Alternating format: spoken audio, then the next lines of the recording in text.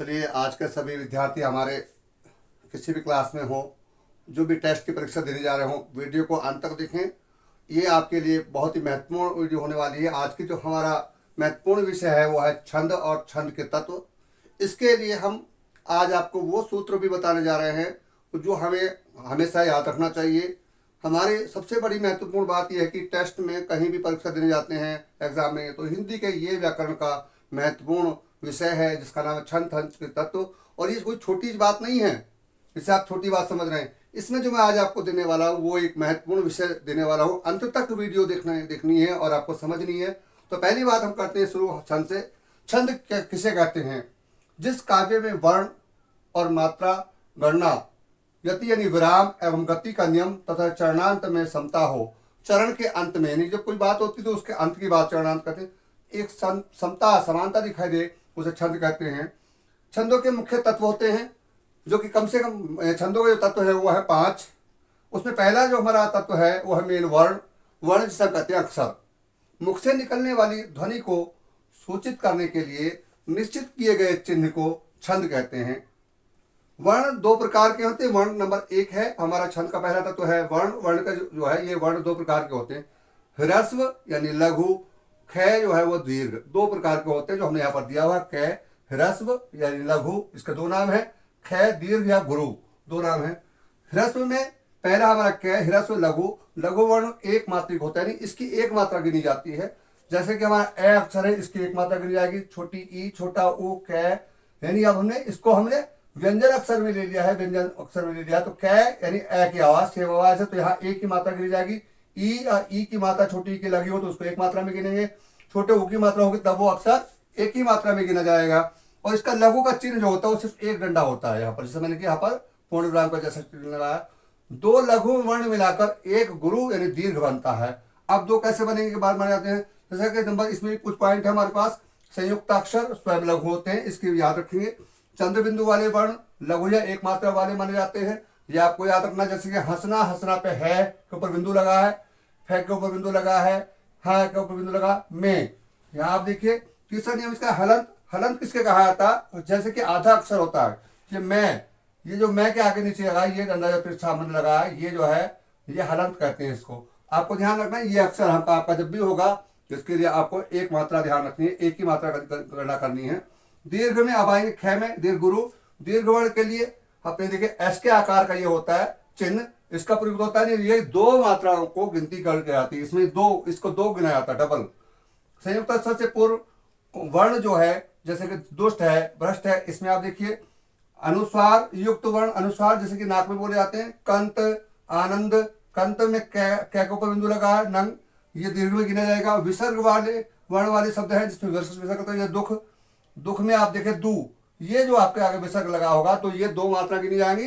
इसकी मात्रा के लिए हम ये वाला चिन्ह लगाएंगे। यहाँ पर देखिए आप आगे हमने एक उदाहरण दिया है। यहाँ पर आप देखिए आपको छंद का एक उदाहरण हमने दिया, सोठा छंद। इसके लिए हमने एक दोहा लिखा है, नील सरोरु श्याम तरुण अरुण वारिज नयन करऊ सो मम उर्धाम सदा क्षीर सागर शयन।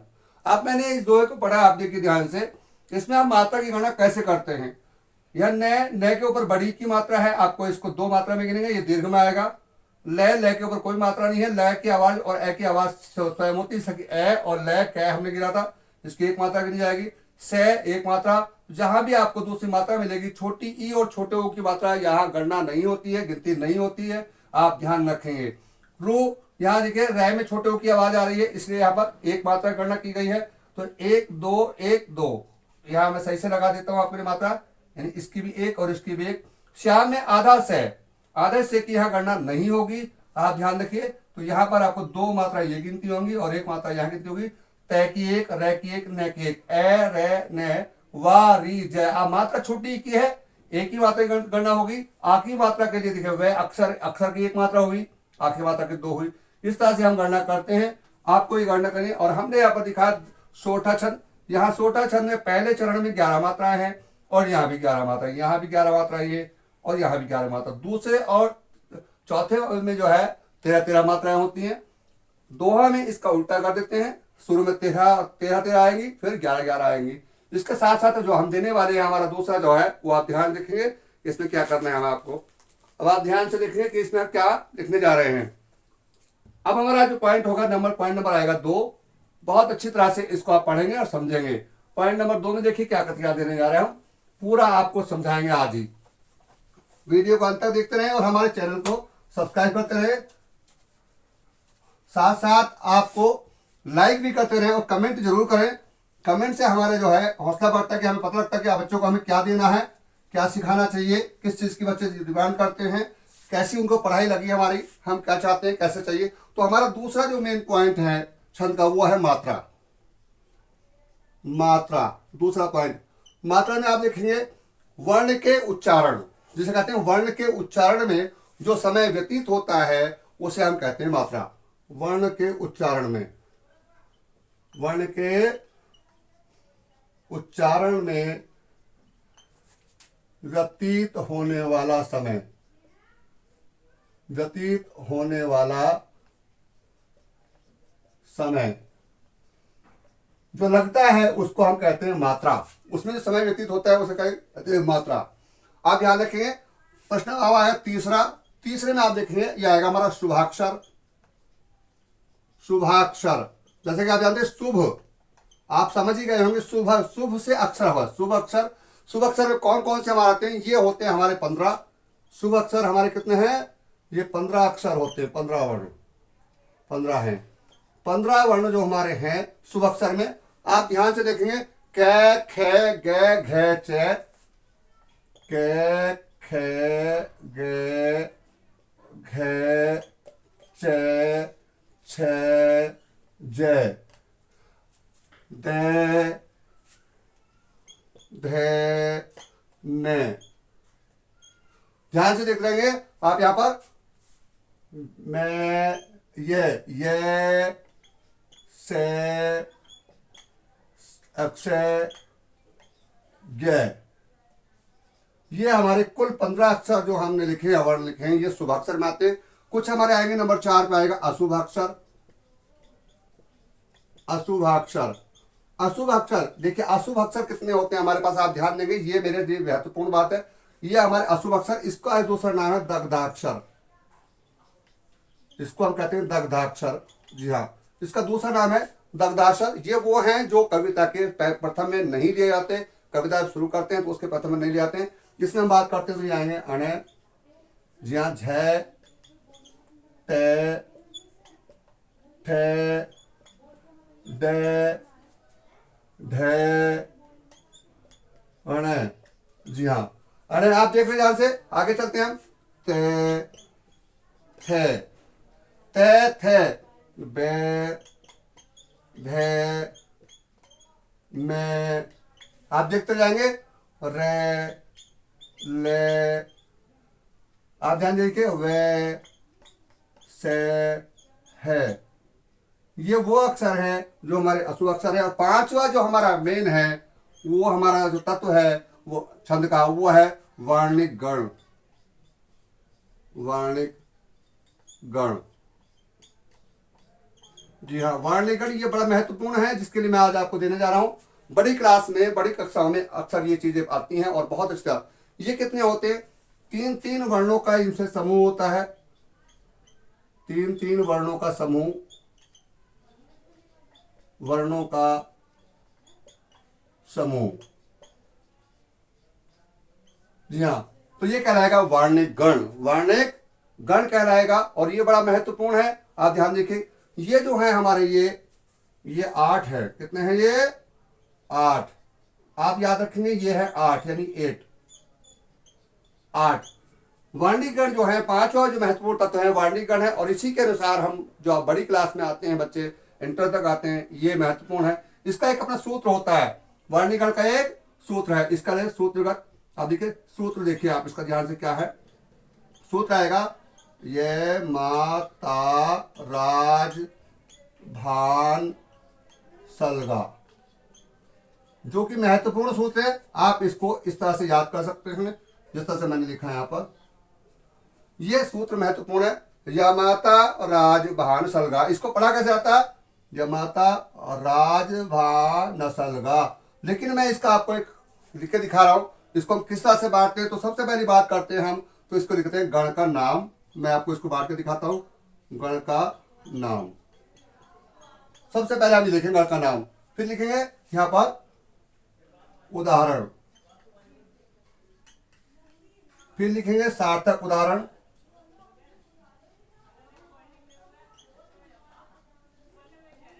जी हाँ सार्थक उदाहरण।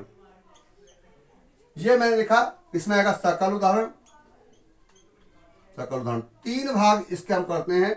किस तरह से हम लिखते हैं? सबसे पहले गण का नाम तो यहाँ आएगा यम, ये यगण, मैं से मगण, तय से तगण,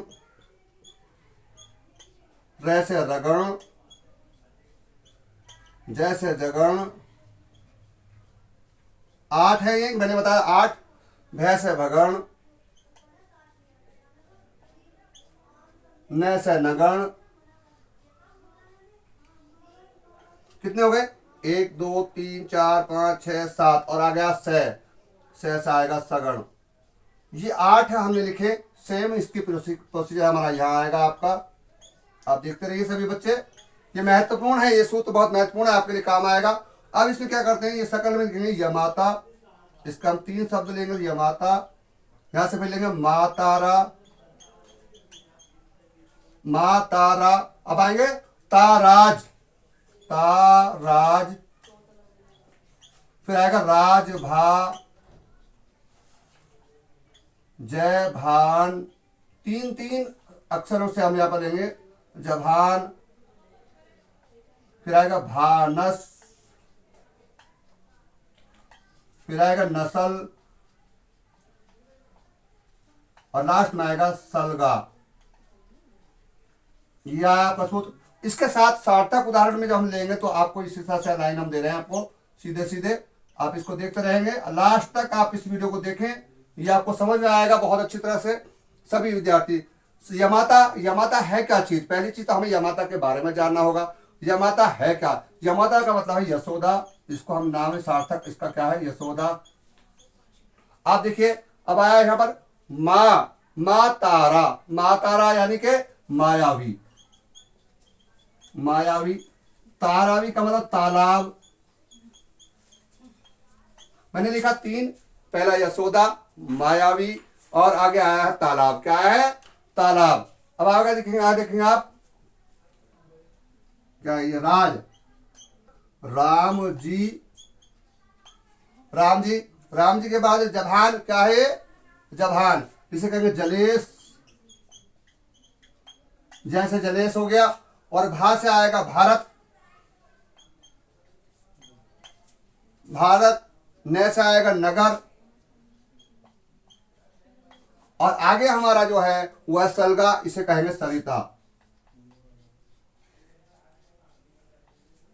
और ये जो हमारे छंद हैं और छंद के तत्व है महत्वपूर्ण, उसमें सबसे महत्वपूर्ण की बात करते हैं तो हमारे पास पहला वर्ण, वर्ण के 2 भाग, ह्रस्व और दीर्घ, जिसका मैंने आपको मात्रा के अनुसार समझाया। इसकी भी मात्राएं होती है। जब मात्राएं हम लगाते हैं तो मैं आपको यहाँ की मात्रा बता देता हूँ। मात्रा यहाँ लगा दिखाता हूँ आपको जरूर देखिए ध्यान से। मैं आपकी मात्रा किनके दिखाता हूँ। यह कि एक मात्रा, माँ के 2 आप ध्यान से देखेंगे, आगे ध्यान से बहुत अच्छी तरह देखेंगे। मैं इसकी मात्रा दिखा रहा हूं आपको, यहाँ पर इसकी मात्रा दिखा रहा हूं। ये 1 2 2। मातारा में 2 मात्राएं आएंगी, 2 2 2। ताराज में 2 2 1। आगे राजभा में 2 1 2। जभान में 1 2 1। भानस में 2 1 1। नसल में 1 1 1। सलगा में 1 1 और 2। ये जो मात्राएं बनती हैं, अब देखिए इसमें मात्रा यहाँ पे ये खाली है, बिना मात्रा का है। जहां बिना मात्रा का होगा उसकी 1 मात्रा गिनती होगी, जहां मात्रा लगी होगी उस पे उसके लिए हम 2। यानी ये वाला जो है ये हमारा ये ह्रस्व है, लघु है, जिसपे मात्रा लगी उसे हम कहेंगे दीर्घ वर्ण। तो हमारे लिए आज का जो विषय था वो तो छंद और छंद के महत्वपूर्ण तत्व। सभी विद्यार्थियों के लिए मैंने जो ये दिया है, यह आपके बहुत महत्वपूर्ण विषय है, अंत तक काम आने वाला है। इसके अच्छी तरह से इसका अध्ययन करें, समझें। सूत्र मैंने लिखा, एक सूत्र आप याद कर लीजिए, तीनों चीजें आपके सामने आ जाएंगी। आशा करता हूं आपको समझ में आएगा। हमारे हिंदी का पूरा व्याकरण देखने के लिए आप लगातार तत्पर रहे। हर 3 दिन में एक वीडियो हमारी हिंदी की आती है, एक इंग्लिश की आती है, दोनों विषय के हम ग्रामर सिखा रहे हैं, सीखते रहे और आगे बढ़ते रहे हैं।